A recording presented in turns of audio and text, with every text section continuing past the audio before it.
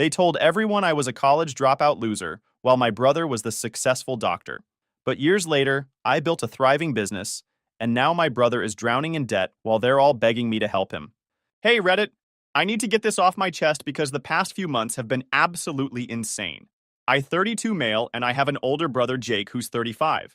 Growing up, our family dynamics were completely messed up, and it's all coming back to bite them in the ass now. Let me paint you a picture of my childhood. Jake was always the golden boy. Perfect grades, perfect behavior, perfect everything. He was valedictorian in high school, got into Harvard pre-med, and basically walked on water according to my parents. Me? I was the family disappointment from day one. Don't get me wrong, I wasn't a bad kid. I got decent grades, played guitar in a band, and was really into computers and technology. But compared to Jake's academic achievements, I might as well have been selling drugs on street corners according to my parents. Every dinner conversation went something like this. Mom, Jake got another A+ on his organic chemistry exam. The professor said he's never seen such natural talent. Dad, that's my boy. What about you, Danny? How did that history test go? Me, I got a B+. Dad, B+? Why not an A? Your brother would have gotten an A. This happened constantly. Jake got a scholarship to Harvard. They threw a party and invited the whole neighborhood. I made the honor roll. That's nice, honey. Can you help me with the dishes? The worst part was that Jake ate it up. He developed this superiority complex where he genuinely believed he was better than me. He'd make comments like, well, not everyone can be intellectually gifted, or some people are just meant for different paths in life. The condescending tone made my blood boil. When it came time for college, I applied to several good schools and got into a decent state university for computer science. I was actually excited about it. I'd been coding since I was 12 and had this vision of maybe starting a tech company someday. But college didn't go as planned. My freshman year was rough. I was dealing with undiagnosed anxiety and depression, probably stemming from years of being told I wasn't good enough. My grades suffered. I started skipping classes. By the end of sophomore year, I was on academic probation. Meanwhile, Jake was absolutely crushing it at Harvard. Dean's list every semester, research positions, the works. Every family gathering became a Jake appreciation festival. The breaking point came during my junior year.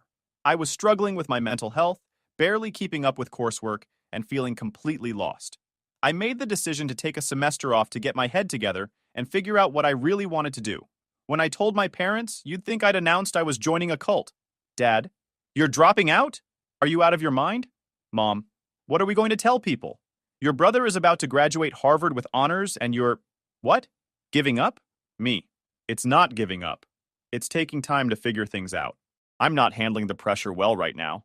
Dad, pressure? You don't know what pressure is. Jake manages to handle Harvard just fine.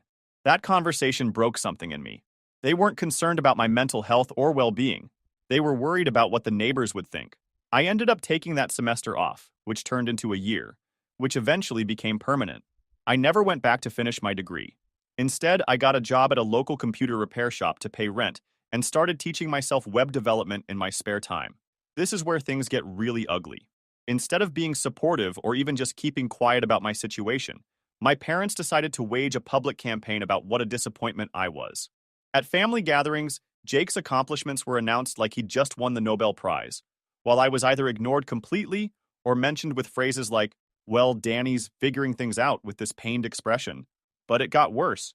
My parents started actively telling people I was a college dropout who was wasting his potential. I found out from my cousin that at her wedding, my aunt asked about me, and my mom literally said, "Oh, Danny? He dropped out of college. We don't know what happened to him. Some kids just can't handle the pressure like Jake can." Jake graduated Harvard Medical School and got into a prestigious residency program. The family threw him a massive party. They invited probably 200 people. There were speeches about how proud they were, how Jake was going to save lives, how he was everything they could hope for in a son. I wasn't even invited to speak at the party. I was basically treated like hired help, clearing plates and staying in the background while everyone celebrated the successful son.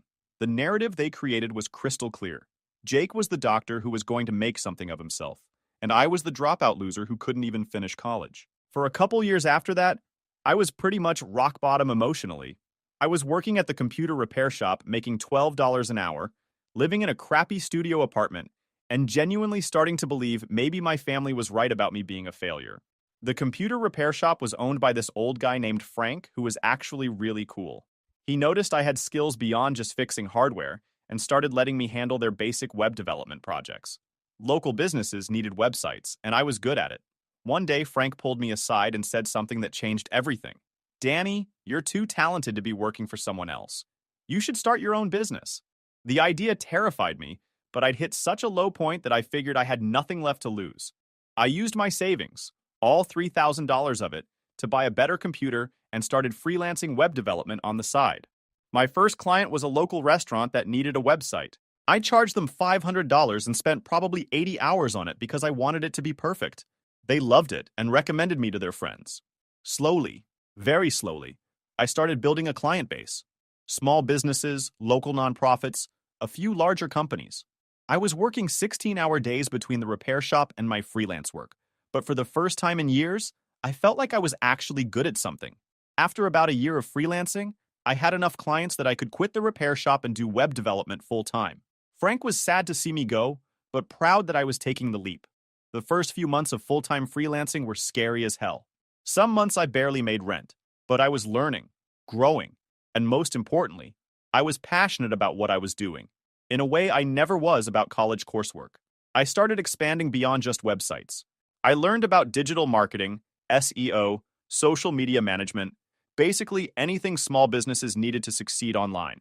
I wasn't just building websites anymore, I was helping businesses grow. My first big break came when I landed a contract with a regional restaurant chain. They needed a complete overhaul of their online presence. New website, social media strategy, online ordering system, the works. It was a $15,000 project, more money than I'd ever made on a single job. I knocked it out of the park.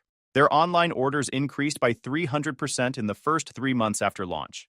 They were so happy they recommended me to other restaurant groups, and suddenly I had more work than I could handle. That's when I decided to officially start a company. Digital Solutions. Not the most creative name, but it worked. I registered as an LLC, got a business license, rented a small office space, and started thinking bigger. Within 2 years, Digital Solutions went from just me working out of my apartment to a team of 8 employees. We weren't just doing websites anymore. We were providing complete digital transformation services for small and medium businesses. The key was that I actually understood what these businesses needed. I wasn't some big corporate consulting firm that charged $300 an hour to give generic advice. I was a guy who'd worked in the trenches, who understood what it was like to struggle, and who genuinely wanted to help other people succeed.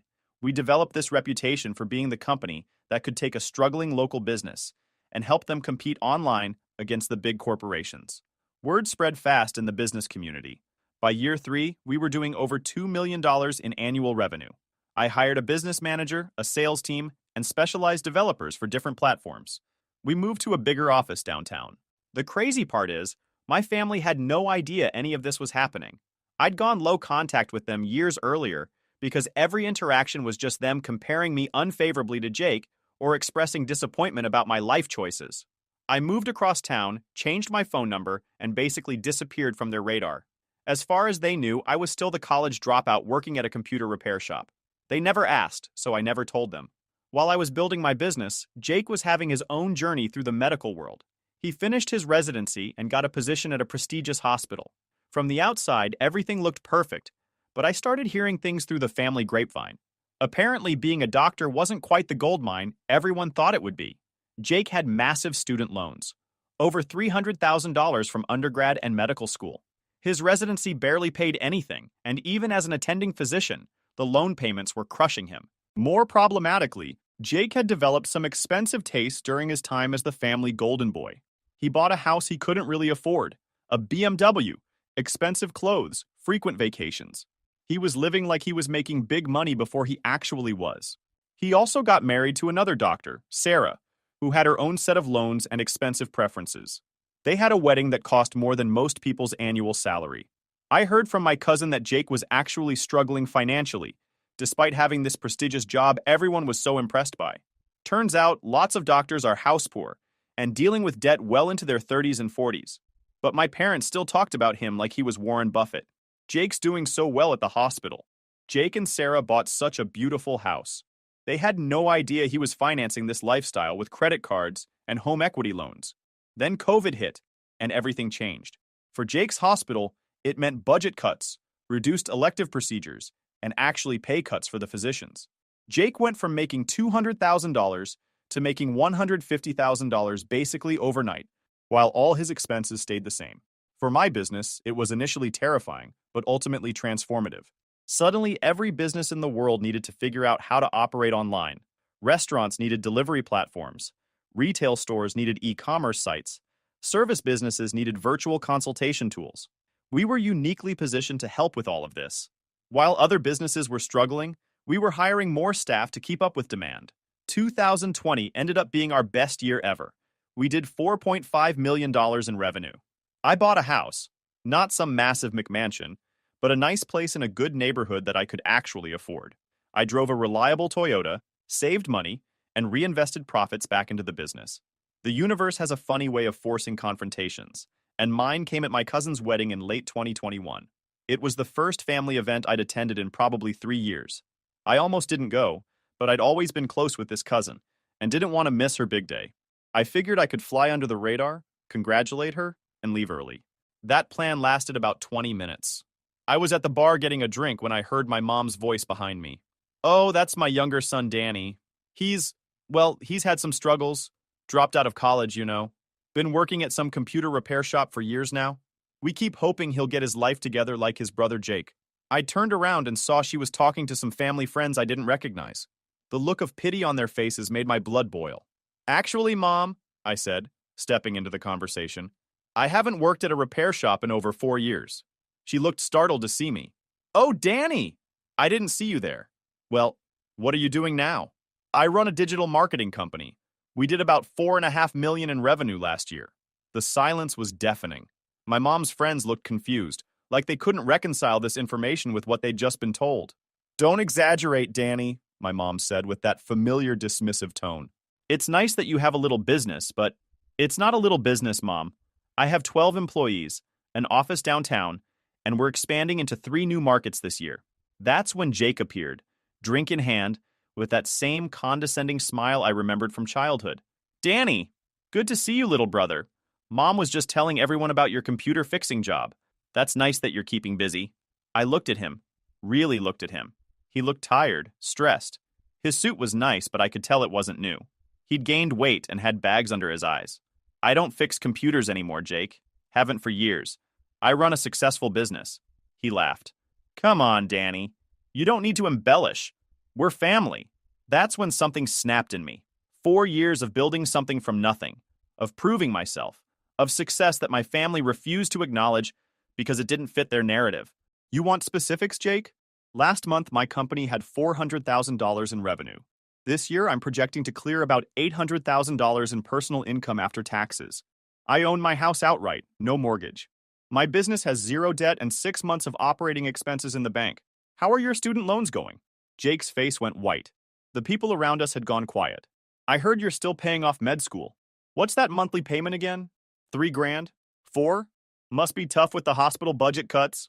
"You don't know what you're talking about," Jake said, but his voice lacked confidence. "Don't I? Sarah told my cousin that you guys had to refinance the house to consolidate some credit card debt. Something about lifestyle expenses getting out of control?" Now my parents were both staring at me like I'd grown a second head. The idea that their dropout son might be more financially successful than their doctor son was breaking their brains. "This is inappropriate," my mother said. "Jake is a doctor. He saves lives. He's successful. He's broke, Mom. Being a doctor doesn't automatically make you wealthy, especially when you're financing a lifestyle you can't afford." The rest of the wedding was awkward as hell. Word spread quickly through the family that the dropout son was apparently running some kind of successful business, while the successful doctor son was struggling with debt. I left early, but not before overhearing several conversations where relatives were trying to piece together how they'd gotten the family narrative so wrong. The next morning, I woke up to 6 missed calls from my mother and a series of increasingly frantic voicemails. "Danny, we need to talk about what you said last night." "Call me back." "Danny, people are asking questions about your business. You can't just make claims like that without proof." "Danny, your father and I are very upset about how you spoke to Jake. Call us immediately." I didn't call back. Instead, I went to work like any other Monday. But around noon, my business manager came into my office looking confused. "Danny, there are people here who say they're your parents? They don't have an appointment, but they're insisting they need to speak with you." I could see them through the glass walls of my office. My parents standing in our lobby, looking around at our employees, our equipment, our obvious success, like they couldn't believe their eyes. I told my manager to send them in. Danny, my mother said as soon as she sat down, we had no idea you were doing so, well, you never asked. We thought you were still fixing computers, my father added. You never told us about any of this. When exactly would I have told you, Dad? During one of our frequent conversations where you ask about my life? Oh, wait, those don't happen. My mother looked around the office. This is really yours? All of this? Yes, Mom. I built this from nothing. No family money, no connections, no college degree. Just hard work and figuring things out as I went. That's when the real conversation started. My father cleared his throat. Danny, we owe you an apology. We clearly didn't understand what you were building here. No, you didn't. Because you never cared to find out.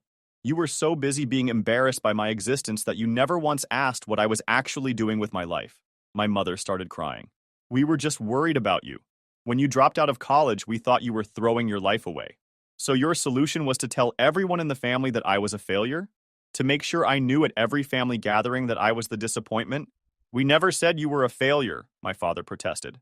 Dad, last night you told the Johnsons that you had one successful son and one who never found his way. I was standing right there. The silence stretched out. They couldn't deny it because it was true. What do you want from us, Danny? My mother finally asked. I want you to acknowledge that you were wrong. I want you to admit that you spent years tearing me down because I didn't follow Jake's path. And I want you to understand that your approval isn't necessary for my success. We understand, my father said, and we're proud of what you've accomplished. Are you?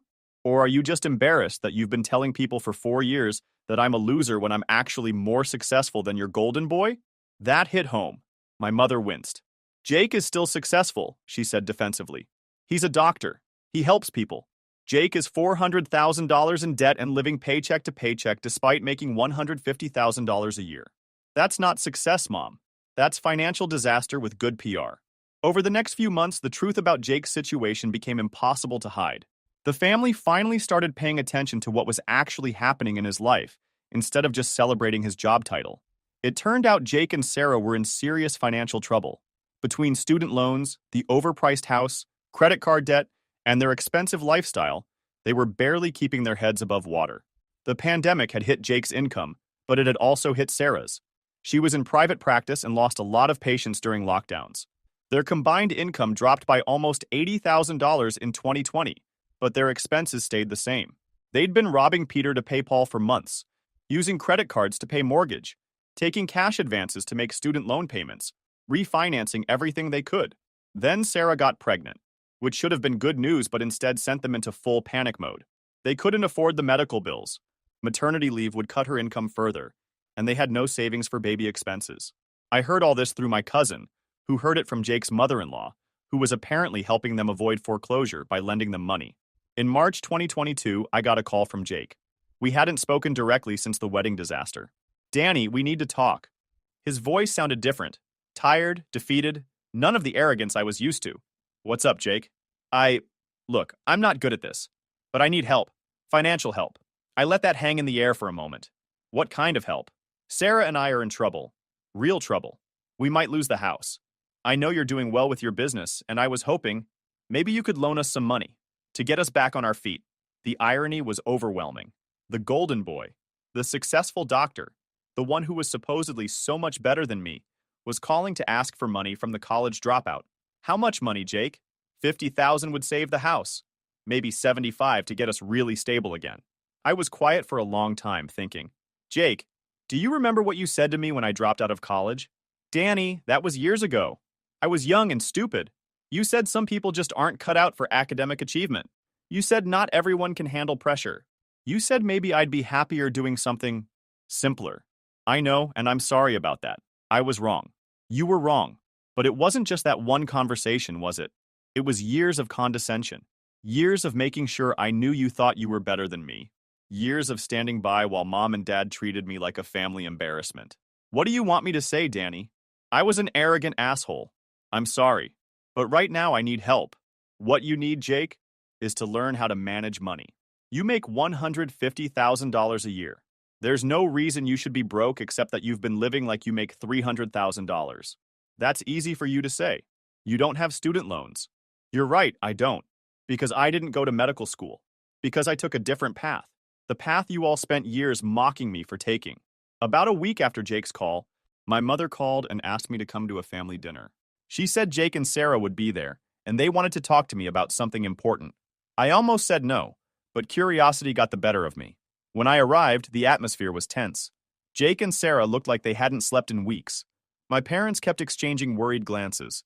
Danny, my mother started, Jake told us about his conversation with you. We want to talk about helping him through this difficult time. We think as a family we should all contribute what we can, my father added. We're putting in 10,000. We were hoping you might consider matching that, or perhaps contributing more since your business is doing so well. I looked around the table at these people, who had spent years making me feel worthless, who were now asking me to bail out their favorite child. Let me make sure I understand this correctly. You want me to give Jake money because he's bad with finances? It's not that he's bad with finances, Sarah spoke up for the first time. Medical school is expensive. The system is designed to keep doctors in debt. Sarah, I know doctors who live comfortably and pay off their loans. The difference is they don't buy $80,000 cars and $600,000 houses when they're making $150,000. We needed to maintain a certain image, Jake said. Professional expectations. Whose expectations? Or did you just want to look successful without doing the work of actually being financially successful? That's when my mother jumped in. Danny, don't be cruel. Jake is your brother. Family helps family. Family helps family, I repeated.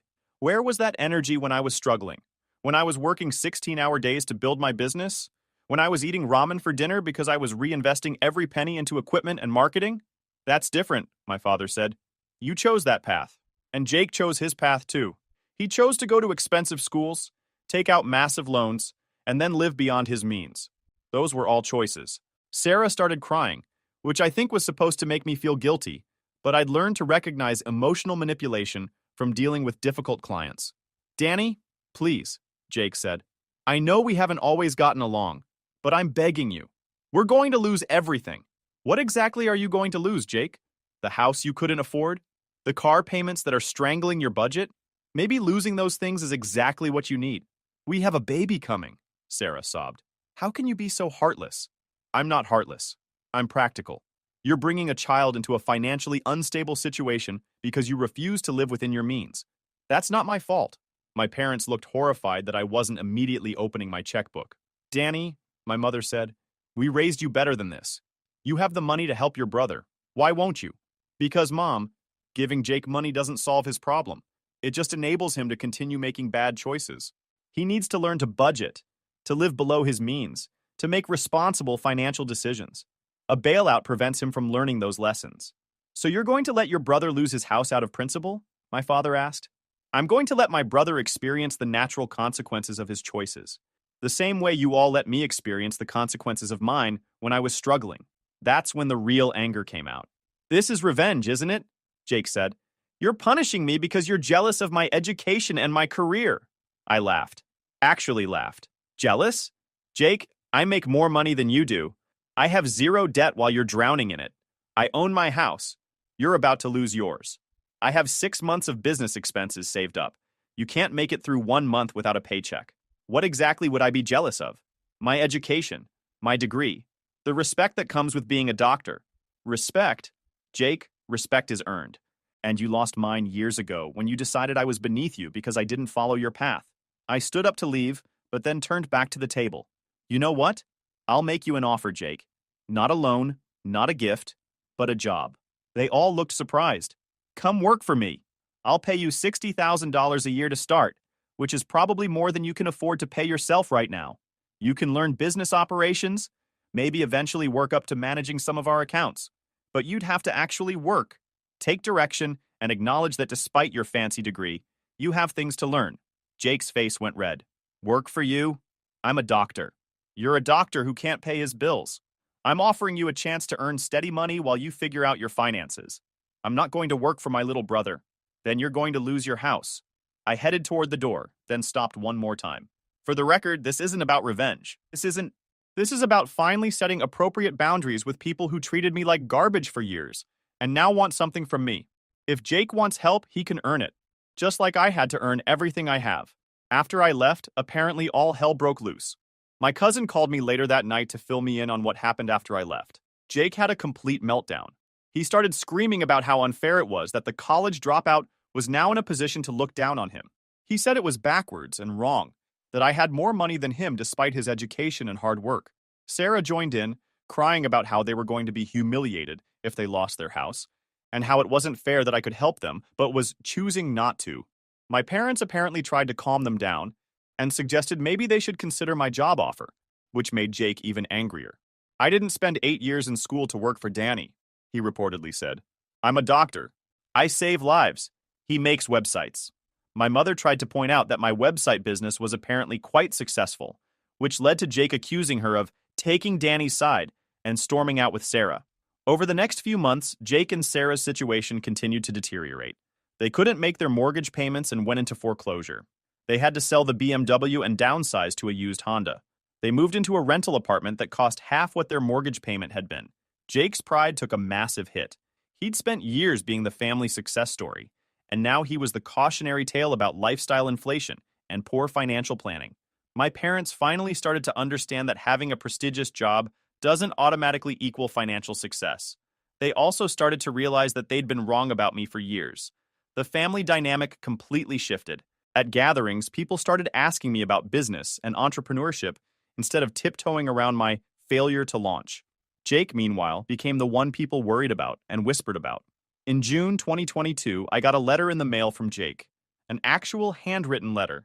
Danny, it said, I've had a lot of time to think about everything that's happened, and I need to apologize. Not just for asking you for money, but for years of treating you like you were less than me. You were right about everything. I was living beyond my means, making terrible financial decisions, and coasting on the prestige of my job title without actually being successful.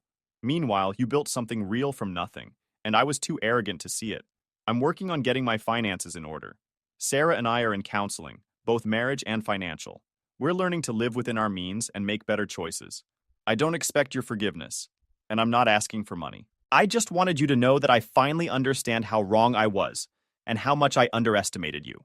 Your brother, Jake. It was a good letter. It felt genuine.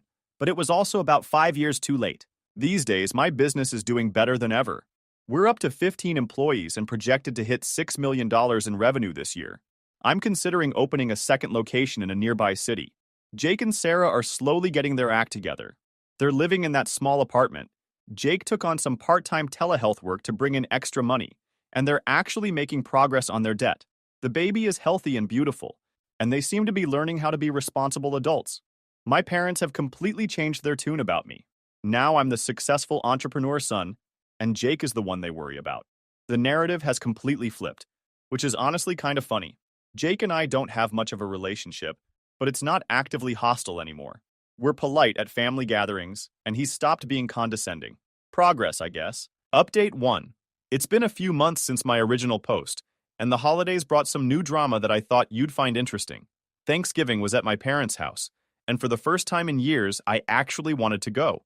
Not because I was eager to see everyone, but because I was curious how the family dynamic would play out now that everyone knew the real story about Jake's and my respective situations.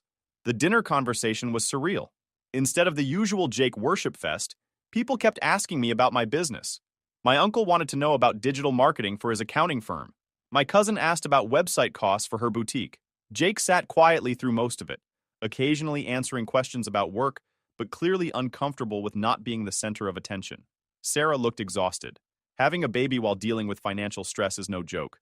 The weirdest moment came when my grandmother asked about my house. I mentioned I was thinking about adding a home office addition, and she said, "It's so nice that you can afford to improve your property." My mother immediately jumped in with, "Well, Jake and Sarah are doing well too. They found a nice apartment." The awkward silence that followed was deafening. Later, as I was helping with dishes, my dad pulled me aside. "Danny, I want you to know how proud we are of what you've built. We were wrong to doubt you." "Thanks, Dad. Have you thought any more about Jake's situation? Maybe there's something you could do to help?" And there it was. Even after everything, they still wanted me to bail out their golden boy. "Dad, Jake needs to solve his own problems. That's how people learn and grow. But he's family. So am I.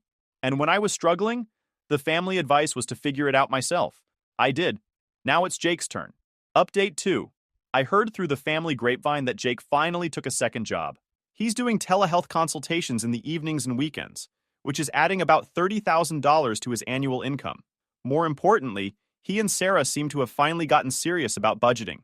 They sold Sarah's jewelry, Jake sold his golf clubs, and they've cut their expenses down to bare necessities.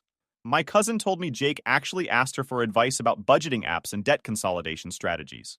The guy who used to lecture me about not having ambition is now learning basic personal finance at age 35.